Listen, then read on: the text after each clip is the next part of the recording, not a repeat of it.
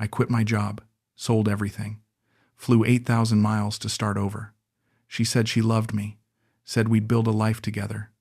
3 weeks, that's all it took. 3 weeks before she walked out that door and never came back. I'm Russell. I'm 61 years old, and I just destroyed my entire life for a woman who was never really mine. This is how it happened. I'm standing in my empty apartment in San Francisco, staring at cardboard boxes scattered across the hardwood floor. My entire life reduced to 2 suitcases. I handed my boss my resignation letter yesterday morning. He looked at me like I'd lost my mind. Maybe I had. My coworker Tom cornered me by the coffee machine that afternoon. "Russell, man, are you sure about this?" he asked, his voice low and concerned. I smiled at him. "I've never been more sure of anything in my life," I told him. He shook his head slowly. "You barely know this woman. 6 months of video calls and 2 weeks in person. That's not enough to throw away 20 years of stability." I wanted to explain it to him. I wanted to tell him how Nicole made me feel when she looked at me through that screen every night. How her laugh filled the emptiness that my ex-wife left behind after 23 years of going through the motions. How, for the first time since my divorce finalized, I felt like someone actually saw me. Not the reliable IT guy, not the boring husband who worked late and forgot anniversaries. Just me. But Tom wouldn't understand. Nobody would. My ex-wife texted me that morning. "Heard you're moving to Asia for some girl. This is a breakdown, Russell. Please talk to someone." I deleted the message without responding. She didn't get to have an opinion anymore. She left me for her yoga instructor 2 years ago. I met Nicole 6 months back when I took that solo trip to Palawan. My therapist said I needed to do something for myself after the divorce. So I booked a flight, packed a bag, and went. The resort was quiet, peaceful. I spent my days reading on the beach, my nights eating alone at small restaurants. Then one afternoon, I walked into this beachside cafe, and there she was, Nicole. She was working behind the counter, her hair pulled back, wearing this bright yellow sundress. When she smiled at me, I swear to God, something shifted. We talked for hours that first day. She told me about growing up in Rizal, about her dreams of opening her own business someday, about how she'd never left the Philippines. I told her about my divorce, my job, how empty San Francisco felt now. She listened, really listened. Not the polite nodding my ex-wife used to do while scrolling through her phone. Actual listening.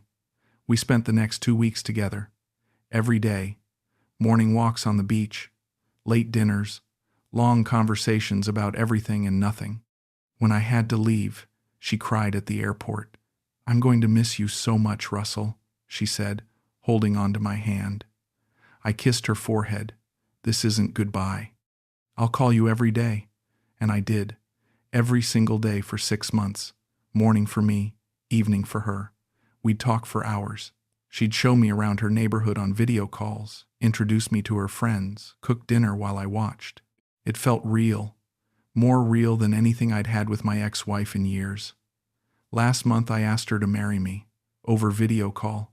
I know how that sounds, but when I said those words, when I asked her to be my wife, she started crying. Happy tears? Yes, Russell. Yes, I want to build a life with you. I want us to be together. Really together. That's when I decided. I was done living half a life in San Francisco. I was 61 years old. If not now, when? So I quit my job.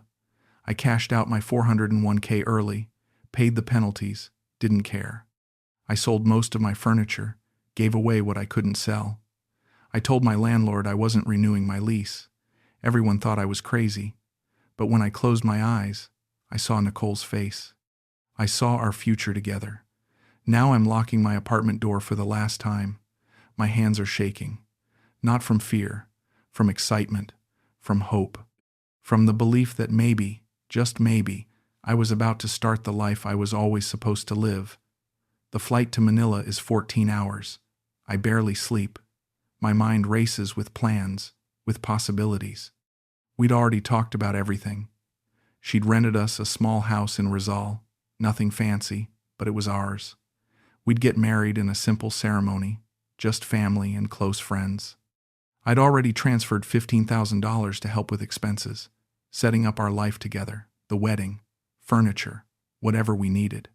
When the plane touches down at Ninoy Aquino International Airport, my heart is pounding so hard I can hear it in my ears. I grab my bags, go through customs, walk out into arrivals, and there she is, Nicole, standing there with a bouquet of flowers, wearing that same yellow sundress from the day we met. When she sees me, her face lights up. She runs to me and throws her arms around my neck. "You're here," she whispers against my shoulder. "You're really here." I hold her tight, breathing in the scent of her hair. "I'm home," I say, and I mean it. We take a bus from Manila to Rizal. It's hot, crowded, loud. Everything is different from San Francisco. The buildings, the streets, the people. But Nicole holds my hand the entire time, pointing out landmarks, telling me stories. "That's where I used to get Halo when I was little," she says, gesturing to a small shop. "And that church, my family goes there every Sunday." I squeeze her hand.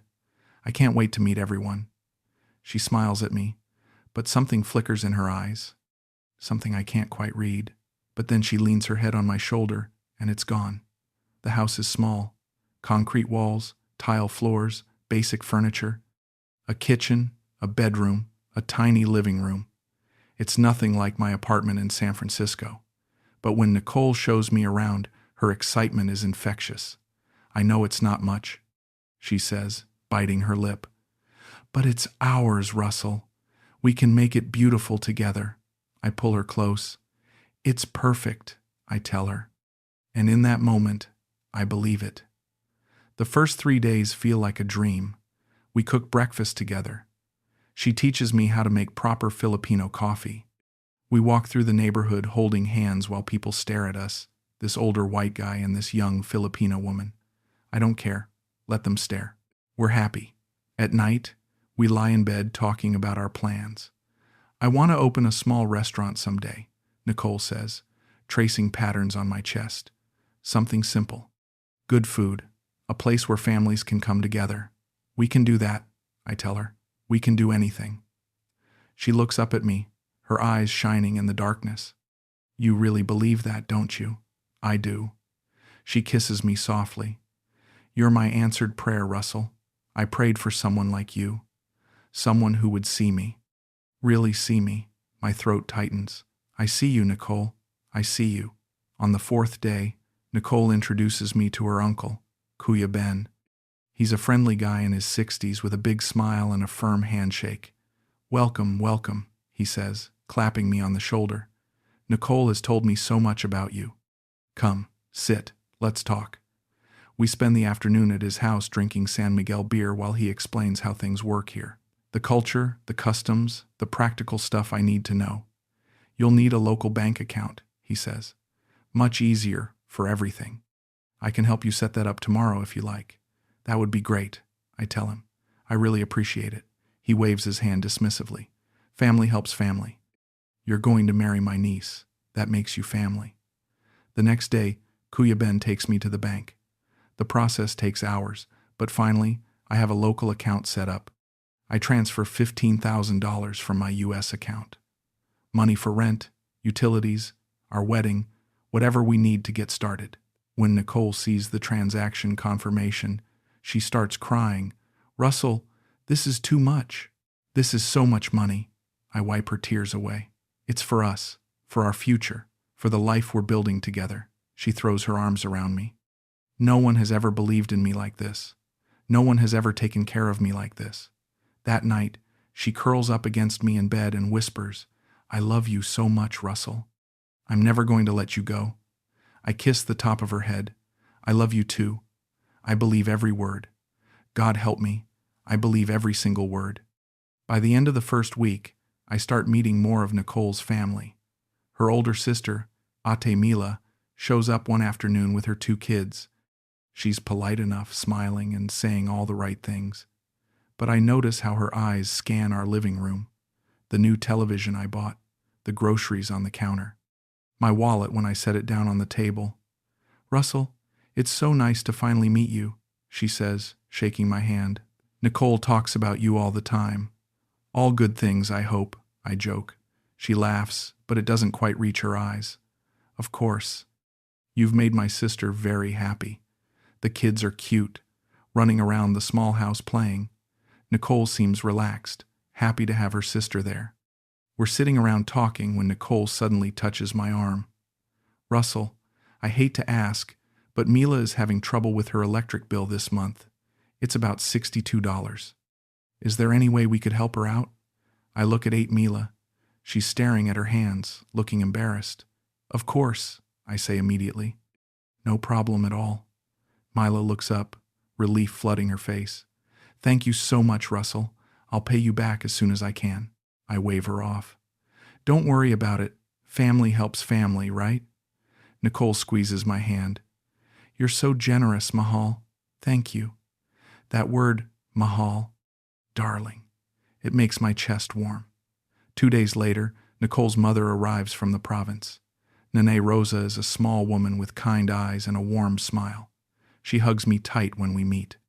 My daughter is so lucky, she says in broken English. You are a good man, Russell. I can see it. We spend the afternoon together. Nicole translates when her mother's English isn't enough. We're having a nice time when Nicole pulls me aside in the kitchen. Russell, my mother mentioned she's having trouble affording her medication this month.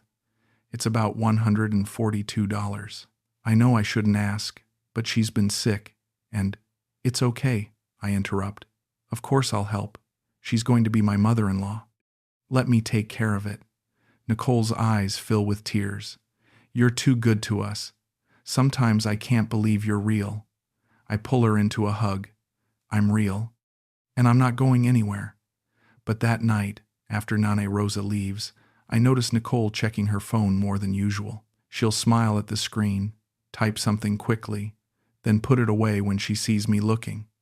Who are you texting? I ask casually. Just Mila, she says without looking up, talking about the kids. Everything okay? Everything's perfect, Mahal. She puts her phone down and comes to sit beside me. But something feels different. A slight distance I can't quite name.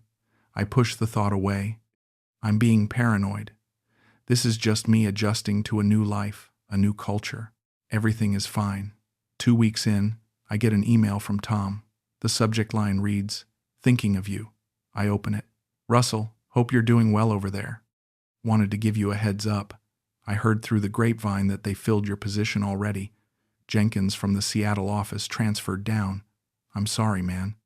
I know you knew there was no going back, but I thought you should know it's official now. Take care of yourself. I sit there staring at my laptop screen. My position filled, just like that.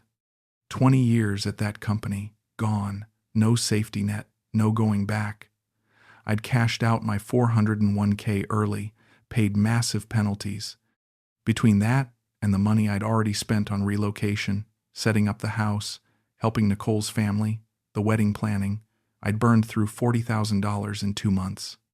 I had savings left, but no income, no job, no retirement fund anymore. For the first time since I arrived, real fear creeps in. That night, I try to talk to Nicole about it. Baby, we need to discuss our finances. I'm worried about how fast we're spending money. She goes very quiet. When she finally looks at me, her eyes are cold. You don't trust me anymore? What? No, that's not what I'm saying. I just think we need to be careful. I don't have a job anymore, and you regret coming here. Her voice is flat. You regret choosing me. Nicole, no, I love you. I just think we should postpone some of the wedding expenses until you're changing your mind about marrying me. She stands up, her eyes filling with tears. I knew this would happen.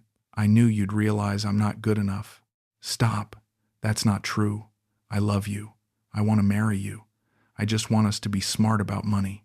She wipes her eyes. My family is counting on this wedding, Russell. Everyone is expecting it.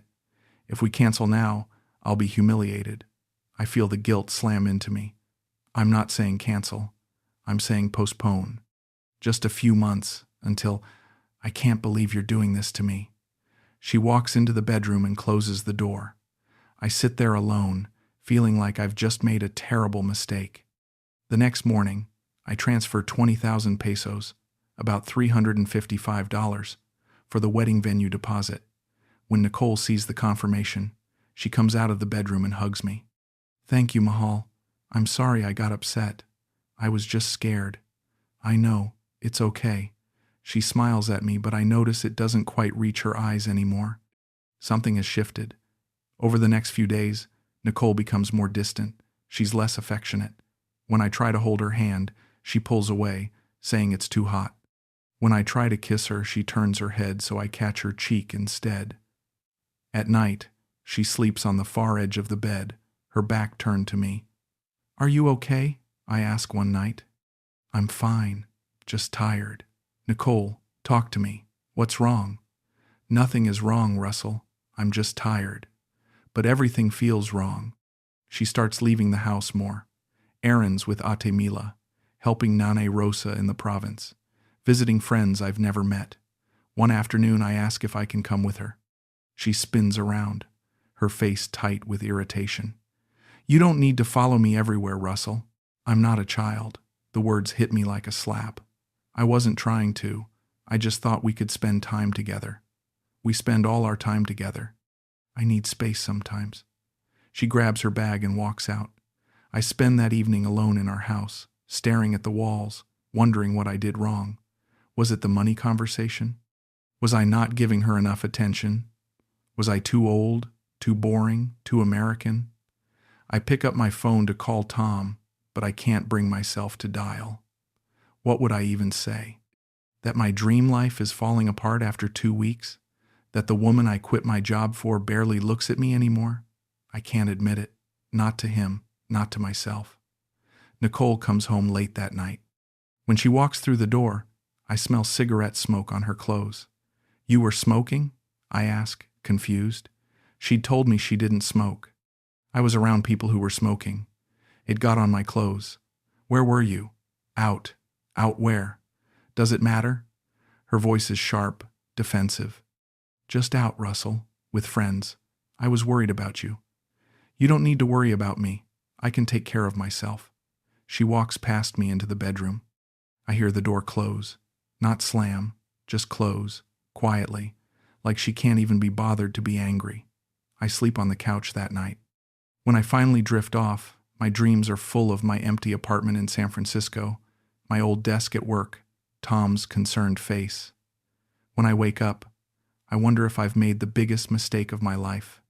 3 weeks and 2 days after I arrived in the Philippines, I wake up alone. Nicole's side of the bed is cold, not just empty, cold, like she hasn't been there in hours. I sit up, rubbing my eyes. "Nicole?" No answer. I get out of bed and walk through the house. She's not in the bathroom, not in the kitchen, not in the living room. I check the closet. Her clothes are gone. Not some of them, all of them. Her shoes, her toiletries from the bathroom, her phone charger, everything. My heart starts pounding. I grab my phone and call her. It rings and goes to voicemail. I call again. Voicemail. I try 8 Mila. She answers on the 3rd ring. "Hello, Mila, it's Russell. Is Nicole with you?" There's a long pause. "Nicole needs some space right now, Russell." "Space? What are you talking about? Where is she?" "She's staying with family for a while. She just needs time to think." "Time to think about what?" "We're getting married. What is happening?" "Just give her time. She'll reach out when she's ready." "Mila, please. I don't understand what's going on." "I have to go, Russell." She hangs up. I stand there holding my phone, my mind racing. This doesn't make sense. Yesterday we had breakfast together. We talked about going to the market this week. She didn't say anything about leaving, about needing space. I call Nicole again. Voicemail. I text her. "Please talk to me. I don't understand what's happening. Whatever I did, I'm sorry. Just please come home so we can talk about it." No response. I spend the morning pacing through the house like a ghost, trying to piece together what I missed. What signs did I ignore? Was it the money thing? Was it something else? Then I see it. Her laptop. On the kitchen counter. She forgot it. I know I shouldn't. I know it's a violation of privacy. But I'm desperate. I need to understand. I open it. Her Facebook is still logged in. And that's when I see his name, Jerome. I don't recognize it. I click on their message thread. My hands start shaking before I even start reading. Hundreds of messages, thousands. Going back months, before I even arrived. Miss you so much, Mahal. Can't wait to see you today. How much longer with the foreigner? I scroll up. There are photos. Nicole and some guy. Young, maybe late 20s. Strong build, working class. They're at a beach together, at a restaurant, in someone's home.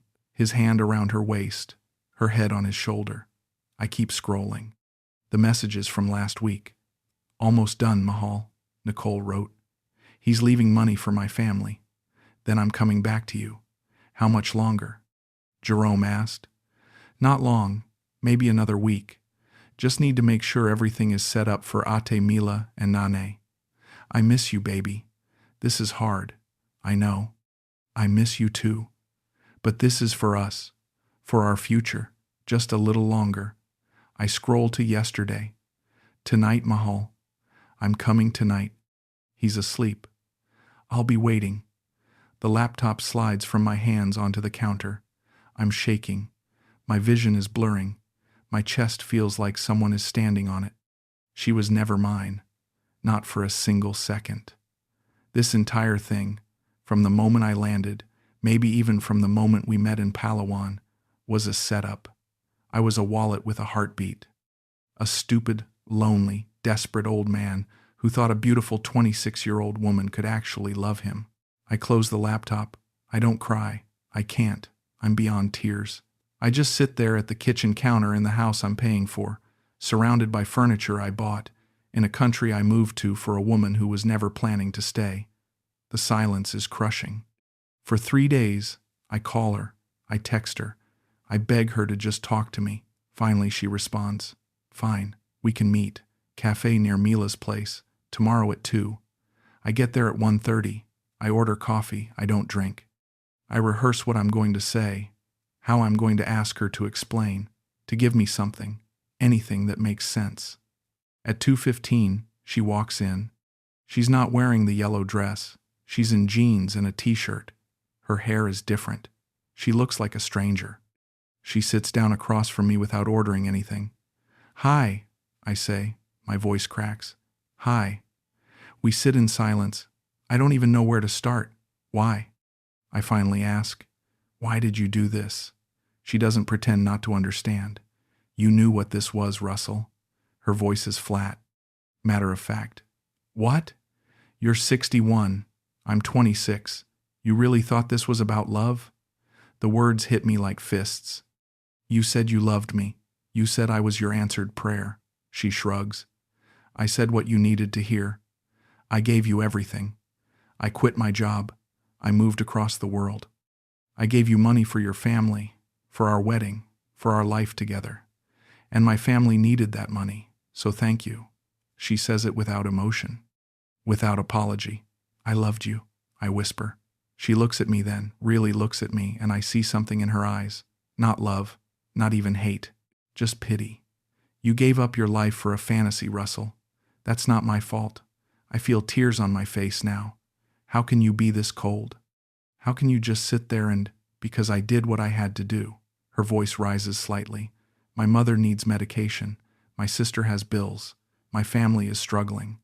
You had money, and you were lonely, and I gave you what you wanted for a few weeks. That's the deal. That wasn't the deal. You said you'd marry me. You said you'd build a life with me. I said a lot of things. She stands up, slinging her bag over her shoulder. I have to go. Jerome is waiting. The name feels like a knife. How long? I ask. How long have you been with him? 3 years. We're getting married next month. The money you gave me is paying for our wedding. She doesn't smile when she says it. She's not trying to hurt me. She's just stating facts. Goodbye, Russell. She walks out of the cafe. I sit there watching her leave, watching my entire life walk out the door in jeans and a t-shirt. The cafe is full of people talking, laughing, living their lives, and I'm invisible, a ghost, the loneliest man in a room full of strangers.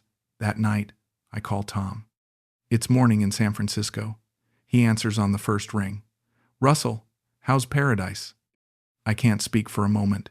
Tom, I need to tell you something. What's wrong?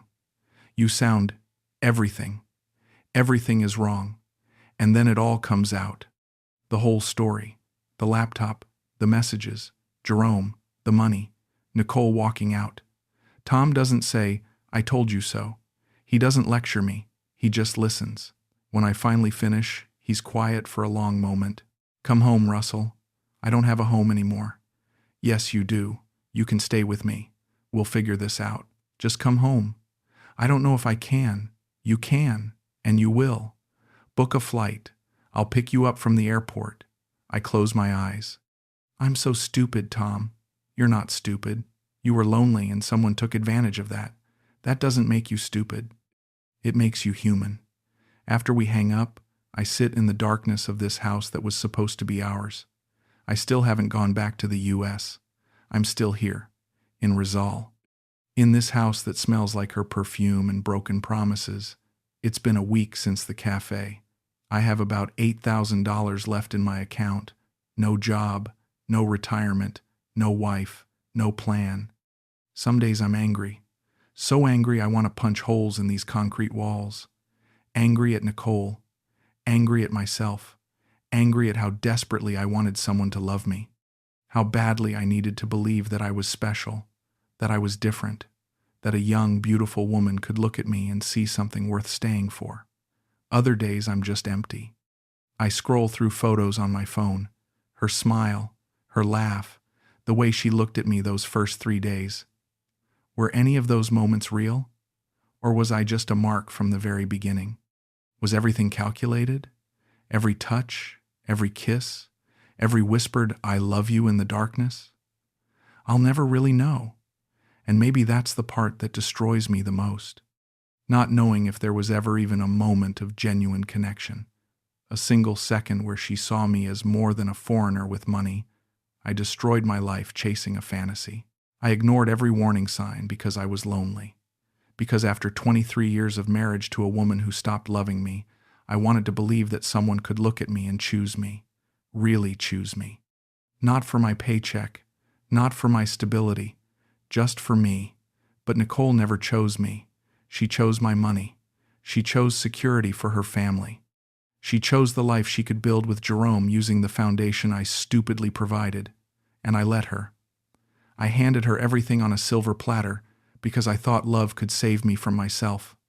It couldn't. Now I'm 61 years old, sitting in a foreign country that isn't mine, in a house that echoes with emptiness, surrounded by people who saw me as nothing more than a walking ATM. Maybe I'll rebuild. Maybe I'll call Tom tomorrow and book that flight home. Maybe I'll stay here and figure out how to exist in this new reality. But one thing is certain. I'll never be that man again. The man who believed so easily. The man who gave everything for a woman who gave nothing back except lies and a few weeks of practiced affection. That man is gone. And I don't know who's left in his place. Yesterday, I did something I probably shouldn't have. I opened the Notes app on my phone and I wrote Nicole a letter. Not on paper. Just digital words I'll never send. But I needed to write it. I told her I forgave her. Not because she deserves it, not because what she did was okay, but because I need to let this go. I need to stop carrying this weight, or it's going to crush what's left of me. I wrote that I hope Jerome treats her well, not with money, but with presence, with honesty, with the kind of love that doesn't come with an exit strategy. I told her I was sorry for putting so much pressure on her to be my second chance. My proof that life wasn't over at 61. My escape from loneliness and failure and the crushing weight of my divorce. That wasn't fair to her. It wasn't fair to me either. I built her up into this perfect fantasy, this savior who would give my life meaning again. But she was just a 26-year-old woman trying to survive in a country where opportunities are limited and family obligations are everything. Did she handle it wrong? Yes.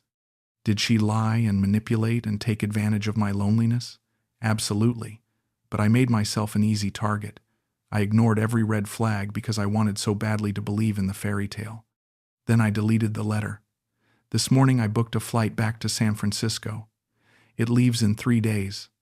Tom said I can stay with him as long as I need. I don't know what I'm going back to. No job, no apartment, no savings to speak of. But I can't stay here anymore. Every street corner reminds me of her. Every morning I wake up reaching for someone who was never really there. This place will always be the grave of my worst decision. I'm packing my bags now, the same 2 suitcases I arrived with 3 weeks and 5 days ago. Everything else, all the furniture I bought, the kitchen supplies, the television, the bed we shared for those few days when I still believed, I'm leaving it all behind. Let the landlord keep it. Let Nicole's family take whatever they want. I don't care anymore. Material things don't mean anything now.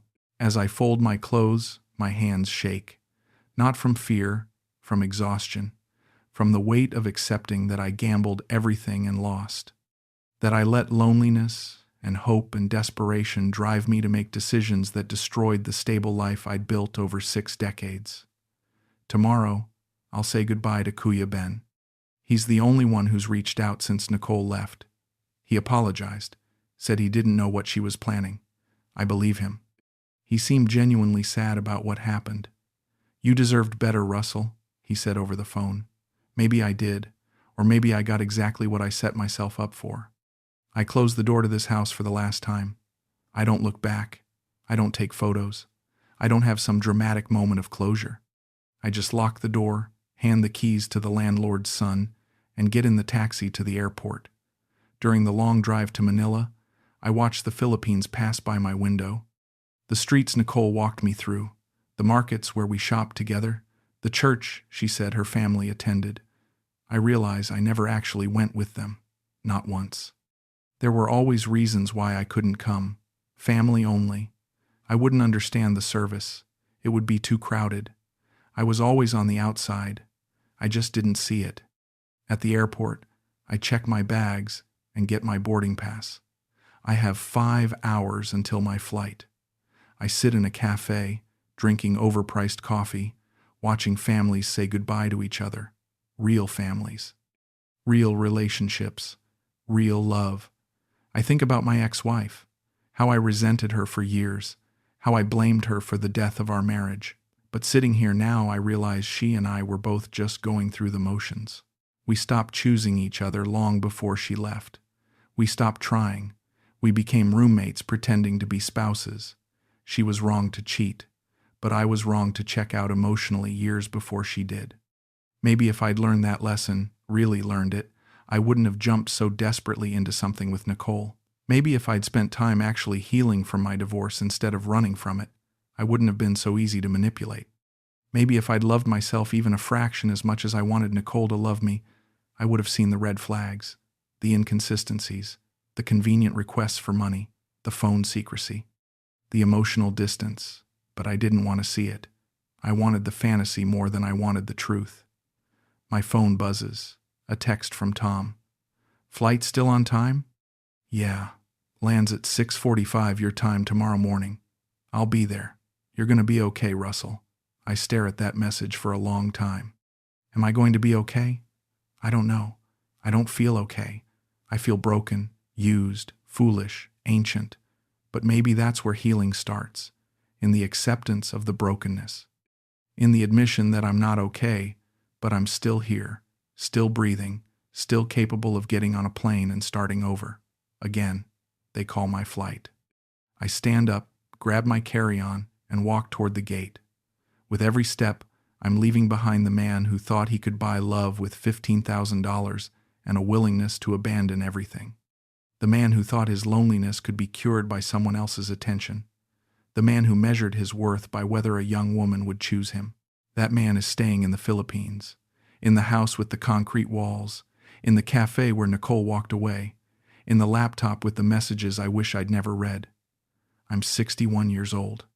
I'm flying back to San Francisco with $8,000, 2 suitcases, and a soul that feels like it's been through a war. I don't have a job. I don't have a plan. I don't have a fairy tale ending. But I have something I didn't have 3 weeks ago. I have clarity.